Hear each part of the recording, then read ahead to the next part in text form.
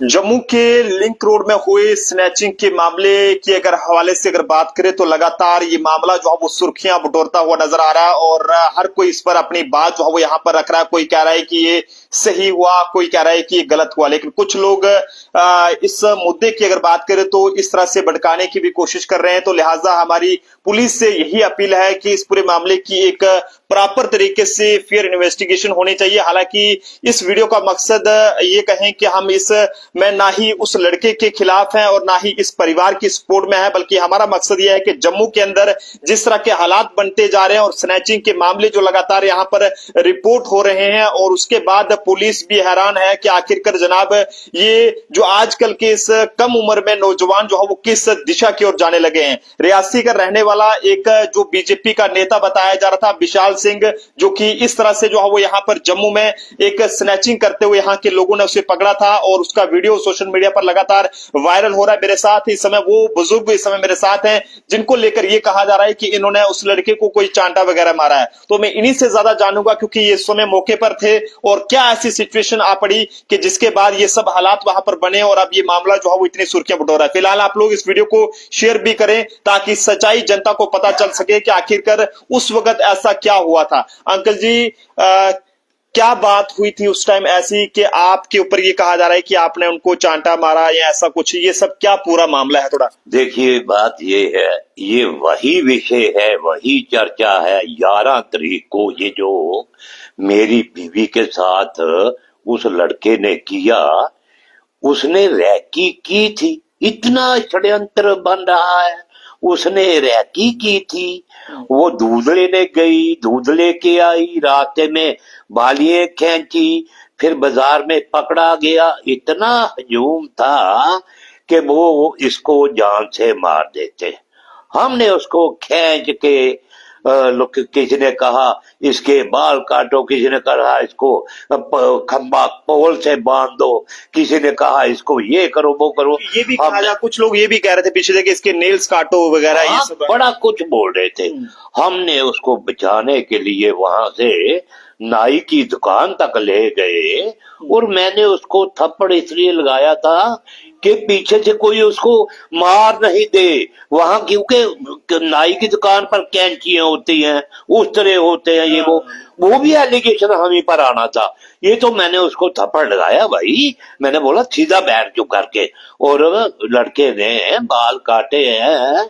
ये इंसिडेंट हुआ है, होता है कभी कभी। अब आप देख उसको, दोनों जो कश्मीरी है, कश्मीर से आई हुई है, कश्मीरी पंडित है, उसकी बालियां खींच ली, कान पाट दिए, फट गए और खूब वो खून से लथोपथ हो गई। क्या है ये एडमिशन का दोष है या? जी जी मेरे पर चल रहा है, थप्पड़ लगा दिया। हाँ भाई, लगाया था उसको कि कोई इसको कोई मार ना दे, कोई चीज ऐसी कि जिससे बच्चे को नुकसान पहुंचे। थप्पड़ तो लगाया है, जो लगाया है मैं क्यों मुकरूंगा है। उस वक्त जो हालात थे, उन हालात को देखते हुए बच्चे को बचाने के लिए मैंने ये किया है। अगर ये पब्लिक ये समझती है कि छोटा बच्चा को अगर बिगड़ जाए उसको संभालना या उसको समझाना गलत है, तो मेरे से गलती हो गई।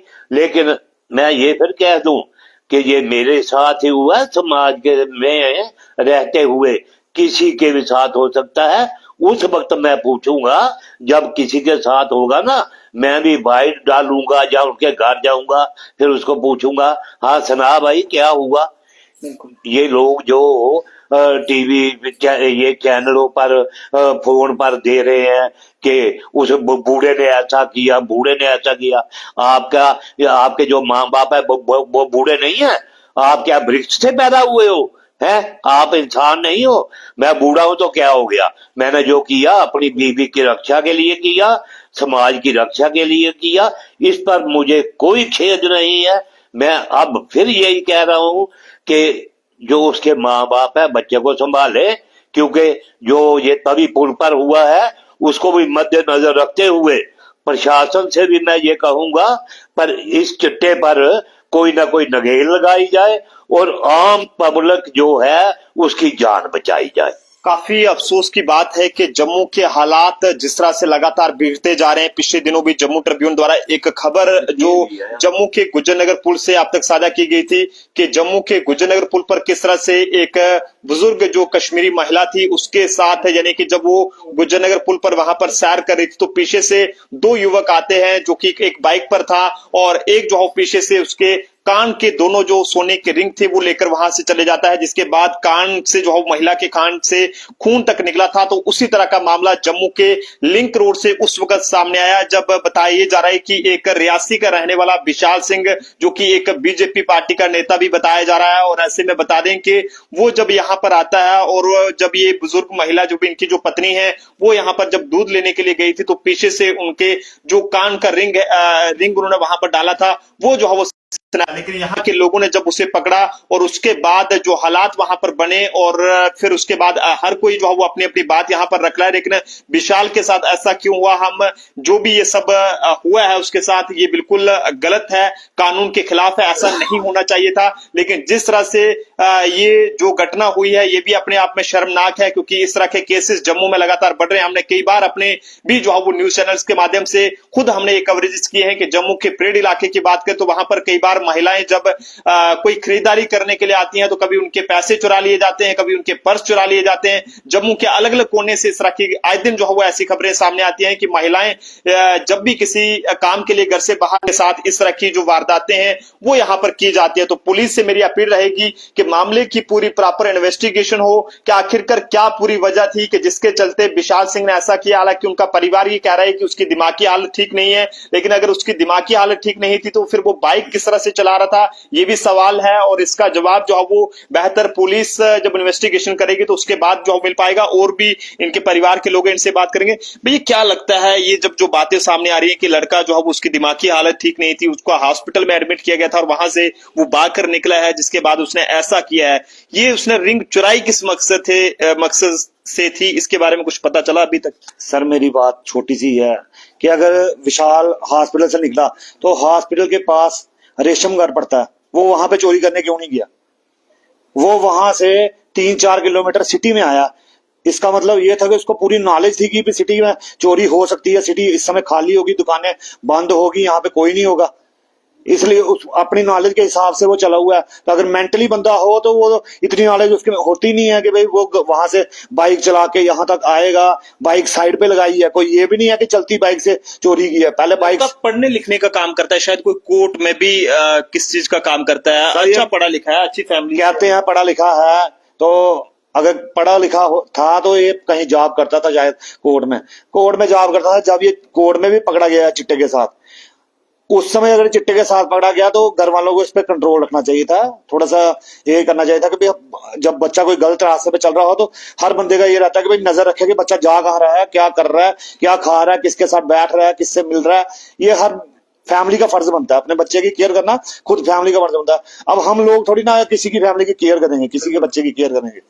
हर बंदा अपनी फैमिली की बच्चे की जिम्मेवारी खुद लेता है। अगर ये विशाल को रियासी से यहाँ पे लाए ट्रीटमेंट के लिए, अगर वो हॉस्पिटल निकला तो क्या उसके साथ कोई बंदा नहीं था वहां पे? अगर ये वहां पे कहीं भागा, कहीं गया तो हर एक को उसके साथ फैमिली का कोई बंदा नहीं था उस समय। ये वहां से भाग गया, किसी की बाइक चोरी की, वो भी कंप्लेंट लगी हुई कह रहे हैं बाइक चोरी करके वहां से यहाँ तक आया, सिटी में चोरी करने आया। इसका मतलब यही है कि इसने पहले भी यहाँ पे कई बार चोरी की हुई है, तभी इसको मालूम था कि ये रास्ता यहाँ पे बाइक खड़ी करेगा और ये सीधे खाली रोड होगा, 5 मिनट में भाग जाएगा। ये तो बाय लक हो गया कि भाई गार्ड की, भगवान की मर्जी से ये हुआ कि भाई उसकी बाइक स्टार्ट नहीं हुई, या उसको क्या हुआ कि भाई उसकी बाइक स्टार्ट होना, उसको प्रॉब्लम आई तो पीछे से पकड़ लिया। अब इसमें हम लोगों की क्या गलती है, या उस आंटी की क्या गलती है, मेरी मम्मी की क्या गलती है कि भाई जिसने उसको ये बुलाया था कि इन्होंने बोला था कि विशाल आके बालियां लेके जा मेरे से, तो तू जाके चिट्टा खरीद लेना, ये करना। अगर ऐसी वैसी बात होती, या अगर हमने तो ऐसे हमने उसको कभी पहली बार देखा यहाँ पे, कभी आगे से देखा नहीं, तो ये आगे भी कई बार सिटी में जब भी हेलमेट ऐसे लगाई होती है, रुमाल बांधा होता है, इतनी समझ है इसको कि भाई चोरी करनी है, कैसे चोरी करनी है, मुंह बांध के हेलमेट लगा के चोरी करनी है। हमेशा हेलमेट लगा के ही चोरी करते हैं चोर लोग, मुंह छुपा के। अगर ये पकड़ा गया तो सामने आ गया चोर है, अगर ये भाग गया था हेलमेट वाला तो हमें क्या मालूम है कौन है कौन नहीं है। अब ये चोर पकड़ा गया है तो चोर का प्रोपोगंडा कम हो रहा है, जो उन्होंने पकड़ा है उनके ऊपर प्रोपोगंडा ज्यादा हो रहा है। वो क्यों? नॉर्मल फैमिली है, हमने कोई क्राइम तो किया नहीं है। इसमें क्या क्राइम है कि भाई किसी को अगर चोर को पकड़ लिया तो ये क्राइम हो गया, कल से सारे लोग कहेंगे भाई हम चोर नहीं पकड़ेंगे, बाजार में जितनी मर्जी चोरी हो जाए कोई चोर नहीं पकड़ेगा। कल से सारे अब देखते जाएंगे, कोई भी किसी का, अब तो जो आदत हमारे साथ चल रही है इसके हिसाब से लोग क्या सोचेंगे कि भाई कल से चोर नहीं पकड़ना है। जैसे न्यूज चल रही है, कोई भी किसी के सामने चोरी भी हो जाती है, किसी जनानी की बालियां भी कोई चुरा के ले जाता है, खींच के ले जाता है, कान भी कट जाएगा, ये कोई भी बंदा बीच में नहीं पड़ेगा, कोई किसी की मदद नहीं करेगा। सब यही सोचेंगे कि भाई एक की मदद की थी तो एक चोर पकड़ा हुआ है तो ये इतना प्रोपोगंडा हो गया, कल को हमें भी घसीट लेंगे बीच में, इसलिए कोई ये मदद ही नहीं करेगा किसी की। तो ये कल से चोरियों की वारदातें बढ़ना शुरू हो जाएंगी। फिर क्या कहेंगे? फिर भी यही लोग कहेंगे कि हाँ भाई नहीं, गलत हुआ, चोरियां नहीं होनी चाहिए। तब तो लोगों के ये कमेंट शुरू हो जाएंगे। आज अगर चोर पकड़ा गया है तो ये कमेंट शुरू हुए, चोर अच्छी फैमिली से है, चोर जैसी मर्जी फैमिली से था, चोरी की है भाई उसने। अगर चोर है तो चोरी की है। अगर चोरी की इसको नॉलेज नहीं होती तो 1 मिनट में एक्सपर्ट ही होता है जो मजे से बालियां निकाल के ले गया। अगर कोई अनजान बंदा हो ना, अगर हम ही हो या आप हो, तो अगर आपने किसी की चोरी करनी हो आपके हाथ कांपेंगे, आप 10 बार सोचोगे। लेकिन उसने एक बार नहीं सोचा कि किसी जनानी को दर्द हो सकती है कान में, वो गिर सकती है, लग सकती है, अगर इसके बाद कोई वेपन हो सकता है, ये वेपन लगा देता, फिर क्या करते। बाकी पब्लिक से मेरी यही अपील है, अगर आपको लगता है कि भाई हमने चोर को पकड़ के गलती की है तो भाई हम गलत हैं, हमने चोर को पकड़ा है, हम गलत है। बिल्कुल। बुजुर्ग महिला जब दूध लेने के लिए जाती हैं तो उनके साथ जब ऐसा हुआ तो अफरा तफरी इस एरिया में मच गई थी, लिंक रोड पर। और कई सारे लोग, कोई कह रहा था कि इसे बांधा जाए, कोई कह रहा था कि इसके नील्स निकाले जाएं, लेकिन फिर भी अंकल जी का ये कहना है कि इन्होंने सिर्फ उसे एक थप्पड़ मारा, भाई रुक जा, और उसके बाद उसे वहां से सेफ्टी तरीके से निकाला और पुलिस के हवाले किया, ताकि पुलिस आगे की जो इन्वेस्टिगेशन है वो कर सके और पता लगाए कि आखिरकार विशाल ने ये जो काम किया ये किस मकसद से किया और इसके पीछे की वजह क्या थी, और ये क्या इससे पहले भी इस तरह का काम करता था या फिर पहली बार उसने ऐसा किया। तो पुलिस से हमारी एक बार फिर से अपील है, क्योंकि पकाडंगा थाने के अधीन ये पूरा मामला है और पुलिस मामले की जांच कर रही है, लेकिन मामले की पूरी प्रॉपर इन्वेस्टिगेशन हो ताकि दोबारा कोई भी व्यक्ति ऐसा काम ना करे। क्योंकि एक तो जो इस परिवार के साथ हुआ वो भी गलत है और जो विशाल के साथ हुआ वो भी गलत है, लेकिन भरोसा अब कानून पर है कि कानून इस पूरे मामले को किस तरह से देखता है, क्योंकि लगातार इस तरह के मामले जम्मू से सामने आ रहे हैं। और जिसमें सबसे बड़ी बात अगर कम करें तो स्नैचिंग के केसेस जो है वो ज्यादातर जो है वो जम्मू के अंदर देखने को मिल रहे हैं और जिनका कोई भी हल जो है वो समय रहते नहीं देखने को मिल रहा है। जिसकी हमने बताया कि जिस तरह से जम्मू के गुज्जर नगर